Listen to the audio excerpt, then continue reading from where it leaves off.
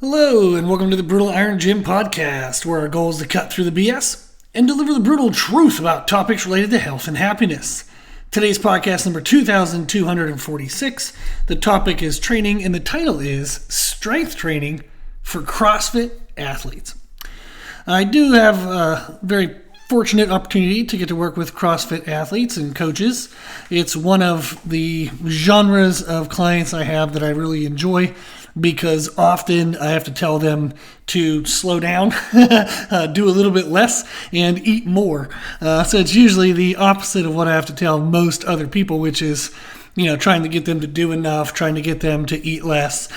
So it's fun to have a category of people that you get to almost make the counter arguments and the counter pushes. So it's just kind of fun. Typically, the CrossFit athletes I work with, they come from a lot of different ways. They can come from nutrition, so they're a high-level athlete, high-level coach, but they've been struggling to make progressions or struggling to keep up with coaching demands and life demands. So we, find out about each other through a friend of a friend or a client or something, and then I get to help them with nutrition to make sure they're eating enough, and then better timing their food to match their daily activity and also when they train. So that way they can maximize their performance and then also their recovery, which then maximizes the adaptations they make. And then the other category is often people with not necessarily injuries, but they're right on the edge of getting injured. They're feeling beat up. They're feeling overtrained. And again, through client referral and reference, they find out that that's something I can help them with. Now, this client, they have a background with CrossFit. They had been doing CrossFit for a while. They felt as though they weren't making great strength increases. And part of that, without them knowing it and without the CrossFit coaches that they encountered being able to express it correctly, the part of the limitations was not only nutrition, and then how CrossFit does its programming in general.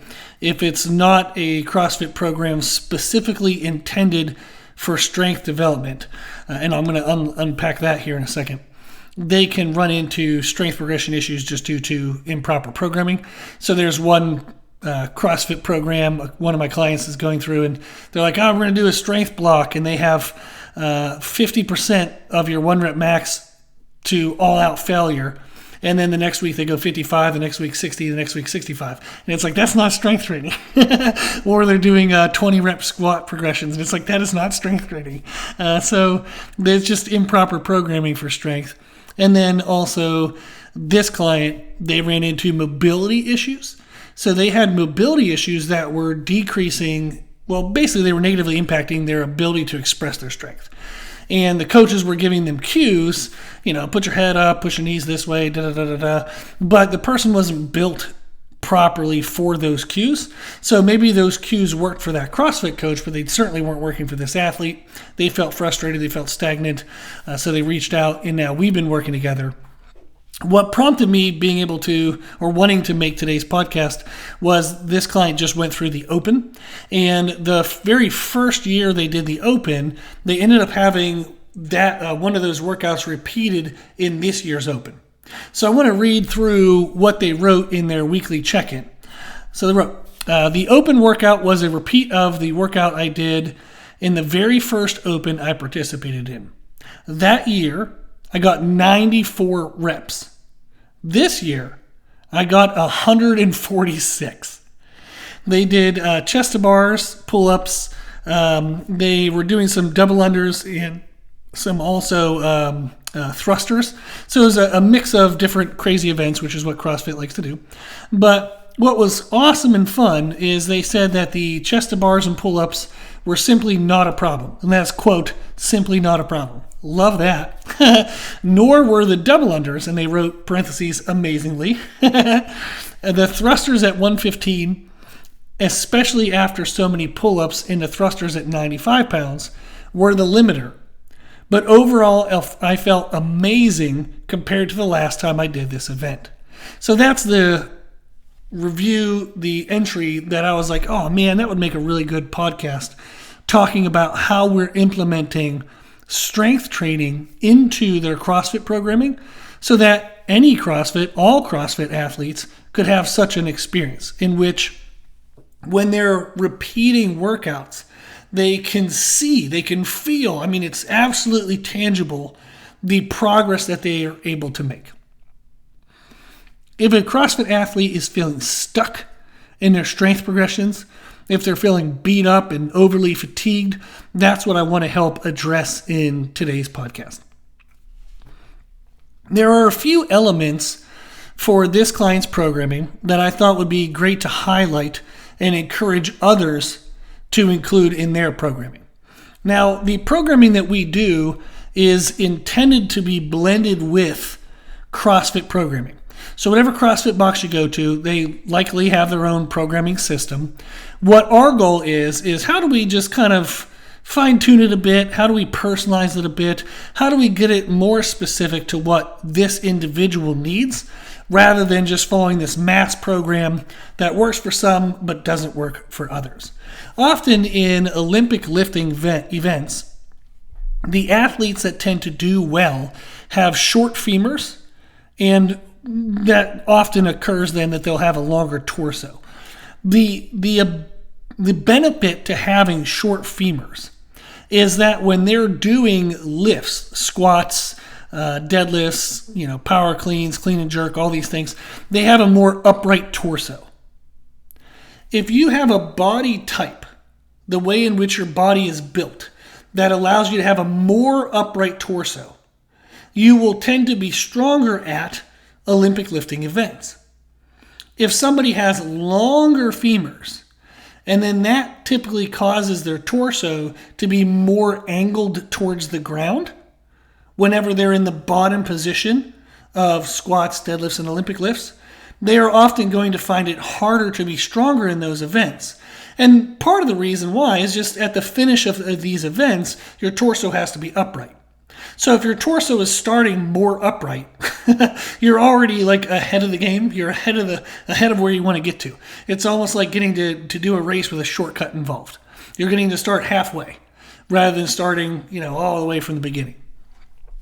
This client has long femurs and they had poor hip mobility, which was related to hip weakness.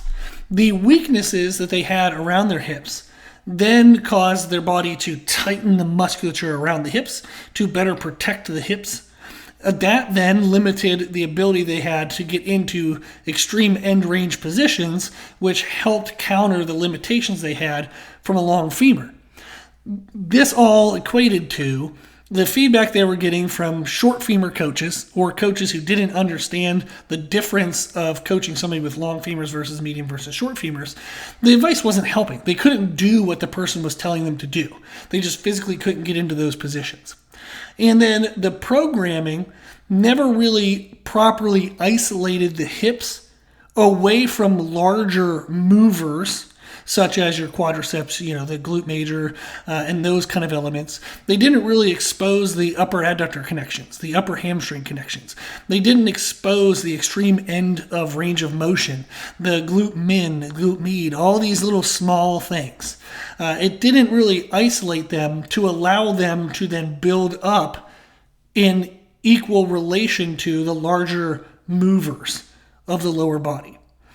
Our goal with our programming is to give isolative opportunities to the weakest muscles, so that way they can catch up to the stronger muscles and be less and less and less of a limiting factor in large compound movements.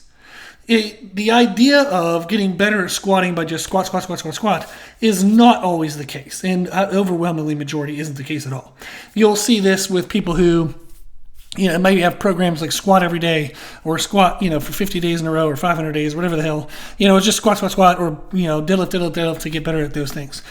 Initially, people will improve due to technical proficiency improvements. They just get better technique-wise with whatever body type they have and at whatever strength level they have. Their ability to express their strength improves. But very quickly that plateaus. That can plateau within a couple days or a couple weeks, depending on the quality of coaching and or their awareness to modify elements that might be holding them back in technique. But usually that is short-lived. The long-term improvement like what allows us to improve, 3 months from now, 6 months from now, 9 months from now, is going to be physical tissue development. Physical tissue development, in specific to addressing the weakest links, does not come from just repeating the big movement, the big movement, the big movement, the big movement. Because the bigger muscles that are more advantageously loaded due to mechanical positions in bigger lifts, they develop, but they can only develop with the limitation of the smaller supportive muscles. So I can try to build a big structure. Like we know the concept of like you want to build something on a solid foundation. You want to build something on rock versus building it in sand. When you build things in sand, sand moves, doesn't stay still very well. It's not a very good support system. So the big thing can crumble and fall. If our weaker supportive muscles don't have an opportunity to get stronger, and especially stronger at a rate faster than our bigger muscles will always have limitations and or we're always going to be injury prone. This is one of the main things I work with when I'm working with CrossFit athletes to develop strength, is we have to find out, okay, why aren't you getting any stronger? And that could be nutritional support, that could be the isolative support, to try to build the isolative supportive muscles. And usually it's one of those two. They're overtraining compared to their nutrition, so we have to address that. And or they're just doing big, heavy things all the time, and they're not properly isolating and giving enough volume to their smaller muscles. So our programming with this client is intended to address both of those things. The first thing we do is a movement prep, and this would be a warm-up. You can call it a warm-up. Almost all CrossFit, boxes are going to have some kind of warm-up that everybody goes through, but it's what everybody's doing, and it's just quick, 5-10 minutes, move a PVC pipe this way, kind of lay on the ground and do this with your leg and do that with your leg and da-da-da-da-da. But it's the same thing everybody does, and rarely does it really change much. And if it does change, it's for variety's sake, not for, we did 2 weeks of a 3 out of 10 difficulty in regard to this element. So now let's change the exercise variation to a 5 out of 10 difficulty and try to progress that. So it's usually not programmed with progression in mind. It's just programmed with variety for the sake of variety so people don't get bored. What I do with the movement prep that I create for my CrossFit athletes is we do make it progressive and we make it individual. So it's individually specific to whatever their mobility limitations are. So if somebody has weak core, we address the core. If they have really tight adductors because they have weak adductors, well, we work on opening up available range of motion and we work on strengthening the adductors, and we do all of that before we do the big lifts. So we make it individual specific, and then we make it progressive. And those are the two elements that typically movement preparation or warm-ups, whatever you want to call it, in regular CrossFit programming, that's typically what they're missing. So that's the first thing that we do. And then we do that specific movement preparation routine at the beginning of every single workout. And if needed, in some cases, I have them do it even at the end of the day. So if people typically do CrossFit workouts early in the morning, I might have them do, sometime after work, if you've been sitting for 8 to 10 hours a day, let's do these few little stretches, these few little routines sometime in the evening before we go to bed. And I typically make it less than 5 minutes. So that way they can restore proper range of motion, and then with good healthy dinner at night, they get some good proteins in their system. They have tissues moving in a proper, kind of like a proper tightness, and then overnight they heal better into proper position, and then they're in a better position to start the next day's movement preparation routine. And we just cycle that and cycle that and cycle that, and over time they have less restrictive range of motion at the end of the day, which leads to less restrictive range of motion at the beginning of the day, which leads to less restrictive movement during the workout. So that is the idea, is we're wanting to create better movement quality over time, and we do that through more individual specific movement preparation and progressive movement preparation. The movement preparation makes sure that we include lower body and upper body joints. So lower body, mostly the hips, but we're going to include things that tie into the knee and the ankle as well. Upper body, you're looking at mostly the shoulders, but we're going to work on thoracic strength, thoracic mobility, make sure they can actually move their shoulders and use their upper back the way they should. Improving shoulder positioning almost always then improves elbow and wrist health as well. Same thing with the hips. When you improve the hips, that almost always improves knee and ankle as well. However, for certain cases, certain people, we might have to do specific conditions, like specific components to the ankle, the knee, the elbow, or the wrist, those secondary joints, those kind of like downstream joints. We might have to do specific stuff in those cases, in specific cases. And then also, we include core strength, core bracing, some core elements along with the lower body and upper body components. And then I also will typically include some type of progressive intensity to it, to where as they're performing the routine, it starts to increase their production of adrenaline and endorphins. Adrenaline is focus and aggression. Endorphins is natural painkillers. So we're starting to get their kind of chemical environment within the body more prepped and ready for performance within the workout. So all of that is included in our movement prep, and it makes it extremely beneficial. There's a lot of good stuff that comes from that, and it's usually less than 10 minutes right before the workout, but it can make a huge difference in the overall quality of the workout. The second component that we address is the strength component of the workouts.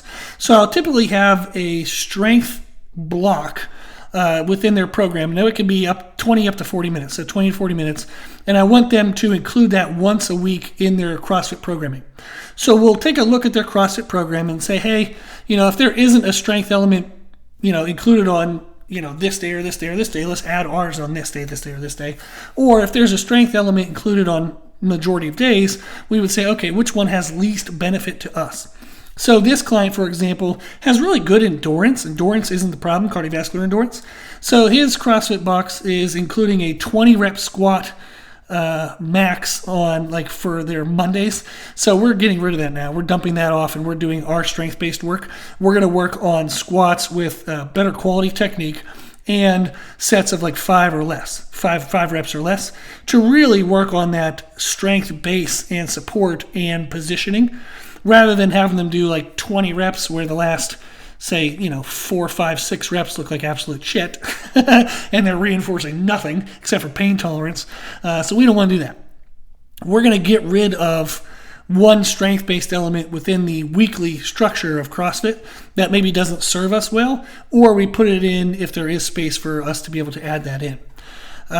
Always we focus on technique over being done in a certain amount of time or reaching a certain amount of quality. Our goal is, we know time pursuit, which is cardiovascular and muscular endurance. That's going to be addressed in a million different ways across CrossFit programming over the week. And then also quantity, just getting in a ton of reps.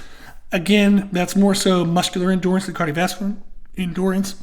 And those elements are already addressed very well in most CrossFit programming.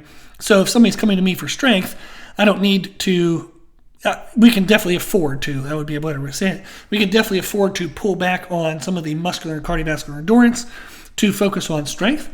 And then also, as a byproduct of strength, you get better muscular endurance. So one of the ways that you can improve, for example, a 225-pound bench press test for football athletes that comes up every year in the combine, is they're like, okay, how do I get better at benching 225 for multiple reps? Well, get better at benching something really heavy for 1 rep. So if you can take their 1 rep max from 275 to 315, they're going to be way better at benching 225 pounds. So there is a point of diminishing returns, but that is way the hell up there in strength. Usually anybody that has that as a concern, that's very rare. So if somebody's already benching 495 and you want to get their bench up to 525, is that really going to make a difference at 225-pound bench press for reps? Probably not. But also, does somebody benching 495 have problems with benching 225 for reps? Probably not. That's more of a cardiovascular problem than it would be a strength-based problem at that point. So For CrossFit athletes, when we're looking at strength, we want to focus on technique more than we worried about time and quantity. We also, I do video exchange for all of the clients I work with. So they will film a couple of their working sets, send them to me. I will give feedback for the next week. And then based on what I see in the videos, not only are we going to give positional technical feedback, but also the strength-based component of their programming, as well as the movement preparation component and the next components I'm going to talk about in their programming. Their entire program gets evolved and progressive over time based on what we see in the videos. So if I see that they have weak quads down by their knees, all of a sudden we start doing more front squats. We start doing more high bar squats. Maybe they have a weak posterior chain. All of a sudden we start doing low bar squats. Maybe we even throw in like good mornings. And nobody likes those, but they're helpful. Especially if your CrossFit box has like a camber bar or some type of specialty bar, which a lot of more CrossFit boxes do have now. So that's super fun to be able to play with different specialty bars and different equipment availability if your box has that available. But that is something that's neat and different than most CrossFit programming, is that it's not going to be individual, specific, progressive over time. So what you'll find is that 10 people in the class might fail at their 1 rep max in squats, but they can fail at them 10 different ways, or at least 3 or 4 different ways. There's definitely going to be some people with certain body types that fail at them in a similar way. There's also going to be just universal things that people screw up technique-wise. But if you're looking at strength progression, there can be many ways in which people fail max effort lifts that need to be then addressed in different ways in their strength programming. However, CrossFit programming tends to be kind of a one-size-fits-all. Everybody that shows up to class does XYZ. It doesn't matter if your problem is ABC. Everyone's doing XYZ. So that is how we get around that, is we have 1 workout a week based on strength, and I'll usually put in 2 large lifts. Now, this is most common. Sometimes we'll focus on 1, sometimes we'll fit in 3, but usually 2. So the current client right now, he's doing a bench press and a deadlift in his strength-based workout. But that is something we look at. Is it's substituted once per week. We focus on technique over quantity and time. We will then do video exchange, and then each week the program builds on what we see progressing and growing over time within those video exchanges. Then we include Metcons as well, especially if somebody struggles with muscular endurance or cardiovascular endurance and or mental toughness and or even like how to manage mental fatigue and physical fatigue. We'll include Metcons, and that's a substitution we make once a week. I then have the exercises included within the Metcon are specific to their strength weaknesses or their endurance weaknesses, or maybe if they have something they really stink at technique-wise, we'll make sure we include that. I will usually also include like a hero event, something in there that they enjoy, something they're good at. So it's not just, everything they hate all combined into one hellacious, miserable moment. But the idea is, again, it's personalized. The Metcons are personalized exactly to what that person needs. And then we'll change the formatting. They all could be high rep, high endurance, or you can have a strength-based element blended in with medium endurance and high endurance. There's endless ways you can set up Metcons, but that makes it super fun. And again, we focus on technique within the Metcon, not just, if it looks like shit, who cares, push through. No, absolutely not. We want to develop the right muscles. We want to develop discipline within fatigue. And that is achieved by staying true to proper technique while you're fatigued. So there's a lot of mental and emotional development that can happen when you control technique as well. The other element we have is workout finishers. I'll often include 5 to 10 minute circuits that somebody can do at the end of a workout that's specific to struggles and challenges that they might have with their larger lift. So for example, if they have weak quads down by the knees and they tend to be a hip raise first coming out of their squats or deadlifts, I might have them do explosive step-ups at the very end of the workout, and that forces them to drive through the knee joint. They can't hinge to come out of that. So that is something we might add in combination with 1 or 2 other elements. So usually 2 or 3 exercises. They do a quick 5 to 10 minute circuit at the end of their workout, and we'll usually do that 2 times a week. So we have the movement preparation that we do every workout. We have the strength substitute that we do once a week. We have the Metcon that we do once a week. We have the workout finishers that we do twice a week. And these are all blended in with the existing CrossFit programming. If CrossFit is going to have a lot of lower body that week, I'll pull back and focus on more upper body, vice versa. We just build our program into the CrossFit programming. And what I find is this works really well because it's highly individualistic, highly specific, and no matter what client I work with, no matter where they are in the world, I'm very fortunate right now. I have clients in 7 different countries. So CrossFit programming is not universal. It can be anything under the sun. So being open to how we blend these concepts into their programming is extremely helpful. And one of the perks of having a one-on-one type service is it's not, trying to blend my box programming with their box programming and nothing actually blends well together. I don't do templated stuff. I do everything one-on-one. And then nutrition.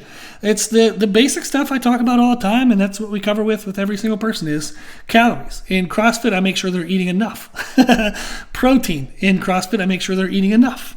And then timing, make sure they're timing it to match their activity levels. That can really improve performance, improve recovery, but also improve body composition. So they actually look leaner, they have more muscle, they feel better, even if we haven't changed their calories, just by simply rearranging the timing to better match when they use those calories can make a huge difference in body composition. We also focus on hydration and then supplements, making sure that they have the right supplements to help support all the crazy chaos that they're doing in regards to physical demands on their body. But I thought that would be fun to discuss through how we manage strength training for CrossFit athletes. Again, is you make your movement prep more specific and you make it progressive. You focus on upper body and lower body joints along with core. Strength workout, you can substitute that once a week. Focus on quality, not just trying to cram a bunch of work in. And then we have Metcons, which include individual small muscle weaknesses. And we have our workout finishers, which include small individual, muscular weaknesses. And that's really how we build up the base of our strength-based movements is through the movement prep, the Metcons, and the workout finishers. Awesome. If you have any questions, if you'd like help with creating a program specific for you, just reach out. My email is brutalirongym@gmail.com. You can also check out the different services that we offer on our website at www.brutalirongym.com. If you need anything, I'm always here and I'm always happy to help. I appreciate you listening to the podcast. If you like the podcast, make sure you share it. The more people we share it with, the more people that know about it, the more people can be helped by it. You can share it on social media. That's definitely the best way to reach the most amount of people. But even if you just say, hey, so-and-so, working out with you at the CrossFit, and you're like, hey, I heard this cool podcast. I think I might, get involved with this or learn from this or start to implement some of these things. Just let people know in a conversation. Again, the more people that know about the podcast, the more people can be helped by it. If you like the podcast, you can consider donating to support the podcast. You can do that on our website. You can also buy your supplements from NutriCost.com. That is where I buy mine. You can use the code BrutalIron10 for a 10% discount. We also have a 10% discount now with the protein bar company David. They have great protein products, protein bars. They're over 50% of it is protein, calorie-wise. So that's a great product. And our code is BrutalIronGym. So you can use that for a 10% discount to get some great protein bars as well. Cool. If you like the information we share in the podcast, you can find more from us on our social media channels. You can find us and follow us on Instagram and YouTube under the name of Brutal Iron Gym. As always, I hope this was helpful, and thank you for listening.